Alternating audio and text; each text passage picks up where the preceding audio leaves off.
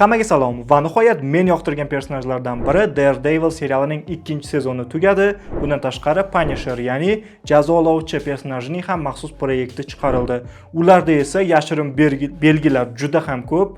Shunday ekan, videoni albatta oxirigacha ko'ring. Bundan tashqari bu proyektlar qanday qilib O'rgimchak odam filmiga bog'lanib ketishini ham ko'rib chiqamiz, ya'ni aytib o'taman. Shunday ekan, hoziroq videoga like bosing va obuna bo'ling. Biz esa boshladik.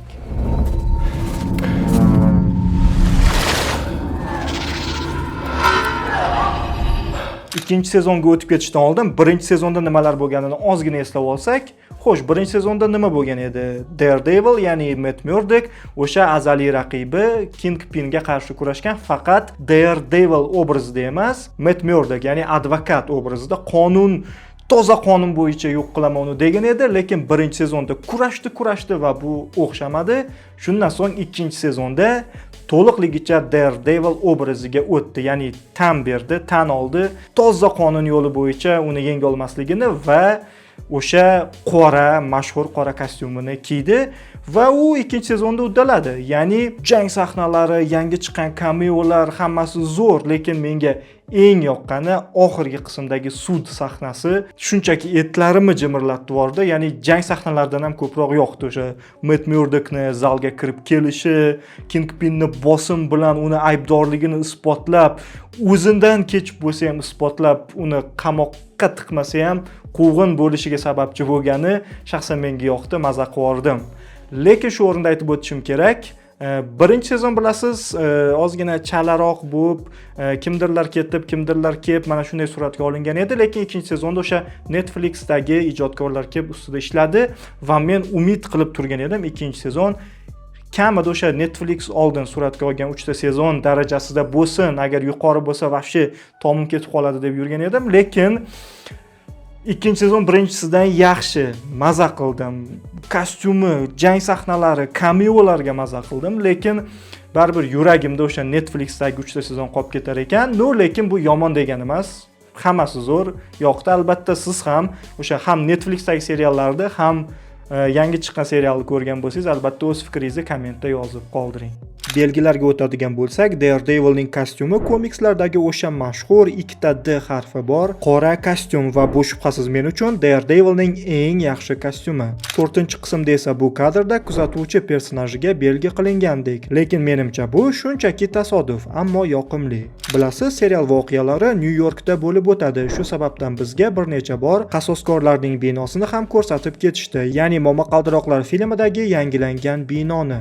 Shu joyda sizda savol tug'ilishi mumkin. Nimaga hamma voqealar, to's-to'polonlar o'sha qasoskorlarning tumshug'ini tagida Nyu-Yorkda bo'lsa, boshqa hech qaysi qasoskorlar, qahramonlar bu voqealarga aralashmadi deb va Marvelni katta minuslaridan bittasi aynan shu, lekin biz o'zimiz uchun bahona topib olsak bo'ladi. Bilasiz, o'sha merni oldiga ikkinchi sezonda boshida bosh prokuror kelib, uni chetlatmoqchi bo'lgan edi, lekin yangi Charles nomli personaj unga telefon beradi va bosh prokuror kim bilan gaplashadi? Albatta, Allegra de Fontaine. Uni biz oldingi Marvel proyektlaridan ko'ramiz. Momaqaldiroqlar filmida ham yangi qasoskorlar shakllanishiga sababchi bo'lgan.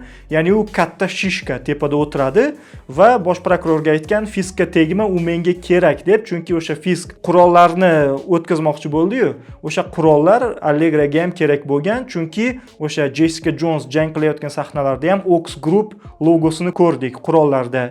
Xuddi shu logoni Momaqaldiroqlar filmida ham o'sha Allegra de Fontainening maxfiy guruhidagi chamadanlarda ham ko'rgan edik. Xullas, Allegra de Fontaine Kingpin bilan bog'liq. Buni yana bir marta isbotlasak bo'ladi Lochinko seriali orqali.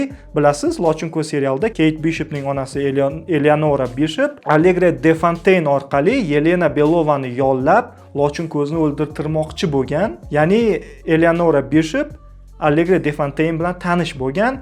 Shu o'rinda Lochinko serialida Kingpin ham chiqqan va u Eleonora Bishop bilan ishlagan bo'lgan. Shu orqali 2 ga 2 ni qo'shish qiyin emas. Demak, oldindan Allegra de Fontaine va Kingpinning o'zaro aloqalari bo'lgan va bu safar ham serialda Allegraga Kingpin kerak bo'lgan qurollarni olib o'tish uchun, lekin bu barbod bo'ldi. Boshidagi savolga qaytadigan bo'lsak, nega yangi qasoskorlar aralashmadi? To'g'ri, xos qasoskorlar tarqalib ketgan qahramonlar yo'q, lekin Momaqaldiroqlar filmida o'sha Bucky va boshqalar bitta qasoskorlar guruhi bo'lib yig'ildi va ular aralashmaganining sababi hozir aytib o'tdim. Allegra de Fontaine'ga ushbu qurollar kerak bo'lgan, ya'ni aynan u yangi qasoskorlarni Kingpinga qarshi qo'ymagan bo'lishi mumkin. Men shaxsan o'zimga shunday ma'no keltirib chiqardim, lekin bu aniq emas.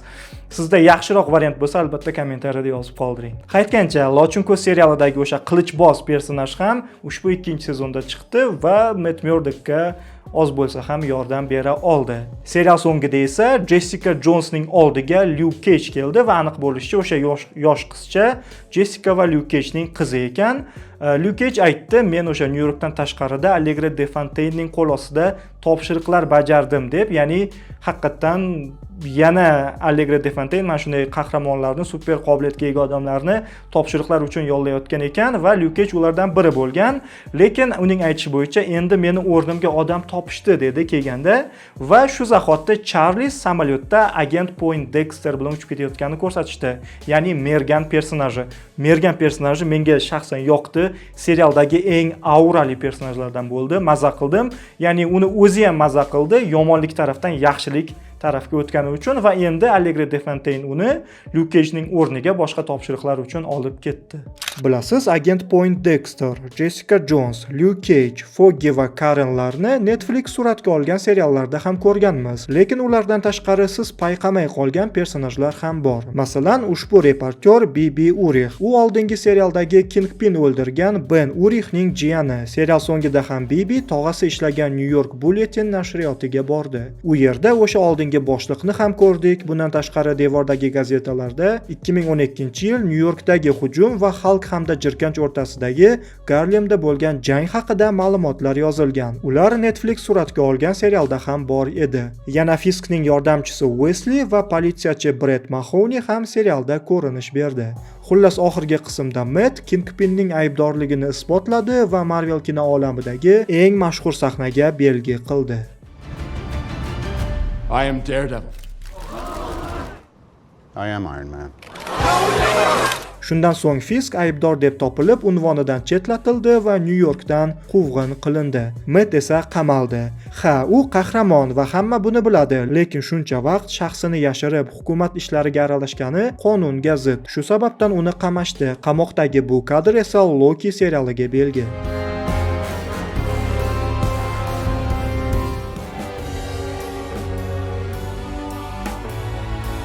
Bu belgi bekorga emas, chunki ikkala serialning rejissyori bitta odam. Wilson Fisk ketganidan keyin New Yorkning yangi meri Sheila bo'ladi. Buni biz O'rgimchak odam yangi kun filmining treyleridan bilamiz, chunki aynan u O'rgimchak odamga shahar kalitini topshiradi. Yuqorida yangi qasoskorlar nima uchun voqealarga aralashmagani haqida bahona topgan edik. O'rgimchak odamchi, u ham New Yorkda odamlarga yordam beradi, lekin eslanmadi ham, ko'rsatilmadi ham. Xullas, u haqida hech nima yo'q 2-sezonda. 1-sezonda hech bo'lmasa o'rgimchak kiyimidagi odam deb Fisk eslab o'tgan edi. 2-sezonda esa don daraksiz yo'q bo'lib ketdi va bunga ham bahona to'qisak bo'ladi. Bilasiz, o'zi Peter Parker shaxsiyatini, ya'ni Peter Parker o'rgimchak odam ekanini hammani xotirasidan katta to'lov evaziga yo'q qilgan edi, bunga erishgan edi va u hukumat bilan o'ynashadigan bo'lsa, yana shaxsiyati oshkor bo'lib ketib qolishi mumkin, menimcha. Men shunday bahona to'qiy oldim, chunki serial so'ngida ko'rdingiz, Matt Murdockni ham hatto shaxsiyati oshkor bo'ldi, Daredevil ekani. Menimcha shu hukumatga yaxshi aralashmayman, shu o'g'rilar, kalakesarlarni qo'lga olib, shunaqa qilib yuraman degan bo'lsa kerak. Shaxsan men uchun shunday. Lekin O'rgimchak odam bu serialda eslanmagan bo'lsa, katta ehtimol bilan Daredevil O'rgimchak odamning filmida chiqishi mumkin. Chunki mana suratga olish ishlaridagi rasmlarga qaraydigan bo'lsak, qamoqxonadagi lokatsiya xuddi O'rgimchak odam yangi kun treyleridagi lokatsiya bilan deyarli bir xil, ya'ni bitta qamoqxonaga o'xshaydi. Shunda O'rgimchak odam o'zini filmida qamoqdagi sahnalarda katta ehtimol bilan Matt Murdock qamoqda o'tirganini ko'rib qolishi mumkin. Eng qizig'i esa, bilasiz, Matt Murdock oldin Peterga advokatlik qilib yordam bergan va o'sha oynadan uchib kelgan g'ishtni ushlab qolganida Peter Parker hayron qolgan edi va endi u Matt Murdock aslida Daredevil ekanini biladi va qamoqda uni ko'rganida qanday reaksiya bildirishi shaxsan menga qiziq.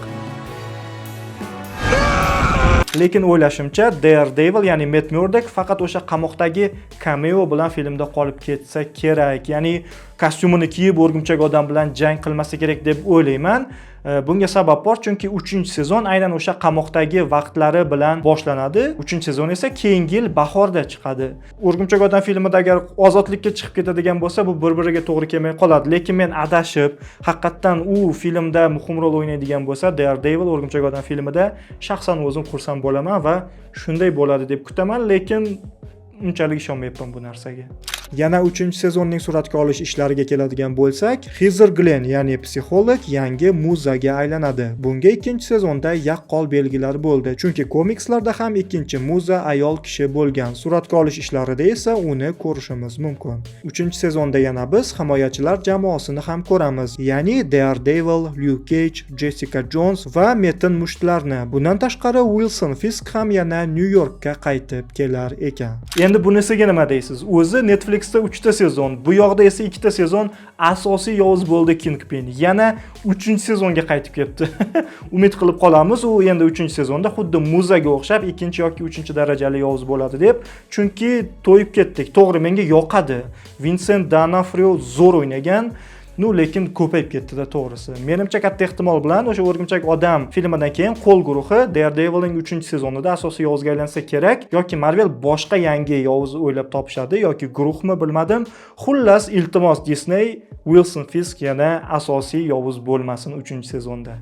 Bilasiz, o'rgimchak odam yangi kun filmida jazolovchi, ya'ni Frank Castle ham qatnashadi. Yaqinda esa u haqida 40 daqiqali maxsus proyekt chiqarildi. Voqealar Frank Fiskning qamoqxonasidan qochib ketganidan so'ng bo'lib o'tadi. Ya'ni ozodlikka chiqqach, rafiqasi va farzandlari o'limida qo'li bor, oxirgi oilaning oldiga borib, ularni deyarli qirib yuboradi. Gunutchilar oilasi komikslarda ham jazolovchining dushmani bo'lgan. Oilaning omon qolgan oxirgi a'zosi Frankning boshi uchun mukofot qo'ydi va barcha kallakesarlar uni o'ldirish uchun keldi. Proyekt R reytingda va jang sahnalari juda ajoyib qilingan, shaxsan menga yoqdi. Bundan tashqari biz Frankning rafiqasi, qizi, o'g'li, eski do'sti va hatto Karenni ham ko'rdik. Faqat ular Frankning ro'yosida ko'rindi xolos. Proyekt hissiyotlarga boy bo'lgan, ya'ni Frankning ruhiy holatini juda yaxshi ko'rsatib bergan. Oxirida esa Frank o'zligini topib, qahramonlik yo'lini tanladi va yangi kostyum kiydi. Endi biz uni xuddi shu kostyumda O'rgimchak odam yangi kun filmida